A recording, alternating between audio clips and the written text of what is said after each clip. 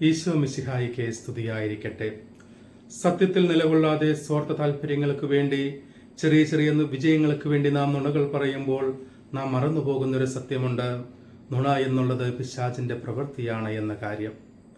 യേശുവിൽ പ്രിയ സഹോദരർ, ഇന്നത്തെ സുവിശേഷത്തിൽ യേശുനാഥൻ പറയുന്നു, പിശാച് നുണയനും നുണകളുടെ പിതാവുമാണ്.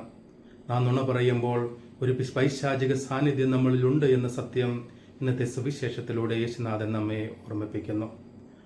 ഉൽപ്പത്തിയുടെ പുസ്തകം 3-ാം അധ്യായം 5-ാം വാക്യത്തിൽ, ഈ ഫലം കഴിച്ചാൽ നിങ്ങൾ ദൈവത്തെ പോലെയാകുമെന്നും അങ്ങനെ ദൈവത്തെക്കുറിച്ച് വികലമായി ചിത്രീകരിച്ചുകൊണ്ടും ആദ്യ മാതാപിതാക്കളെ പാപത്തിലേക്ക് വലിച്ചിടുന്ന പിശാചിനെ നമുക്ക് കാണുവാനായിട്ട് സാധിക്കും.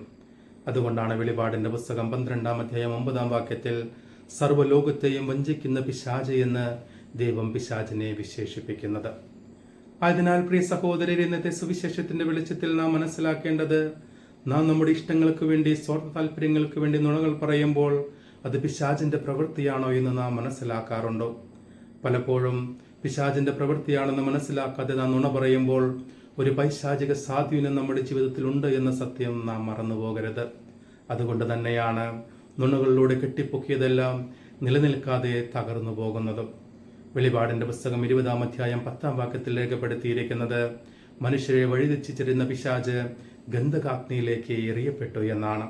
ഈ ഒരു ബോധ്യത്തോടുകൂടി നാം നുണ പറയുന്നവരാണെങ്കിൽ, നുണ പറയാൻ ഇഷ്ടപ്പെടുന്നവരാണെങ്കിൽ നമുക്കും നിത്യനരകമായിരിക്കും ശിക്ഷ എന്ന ബോധ്യത്തോടുകൂടി സത്യത്തിൽ നിലകൊള്ളുവാൻ നമുക്ക് ആത്മാർത്ഥമായി പരിശ്രമിക്കാം.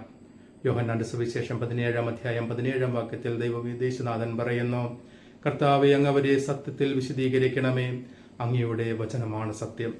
ക്രിസ്തുവിന്റെ വചനമാണ് സത്യം എന്ന ബോധ്യത്തോടുകൂടി വചനത്തിൽ നിന്നുകൊണ്ട് സത്യത്തിൽ ജീവിക്കുവാനും നുണകൾ ഉപേക്ഷിക്കുവാനും പിശാചിനെ ബഹിഷ്കരിക്കുവാനും നമുക്ക് ആത്മാർത്ഥമായി പരിശ്രമിക്കാം. ദൈവം നമ്മെ എല്ലാവരെയും സമൃദ്ധമായി അനുഗ്രഹിക്കട്ടെ. വചനം വായിക്കുവാനും വിശുദ്ധിയിൽ ജീവിക്കുവാനും പരിശ്രമിക്കാം.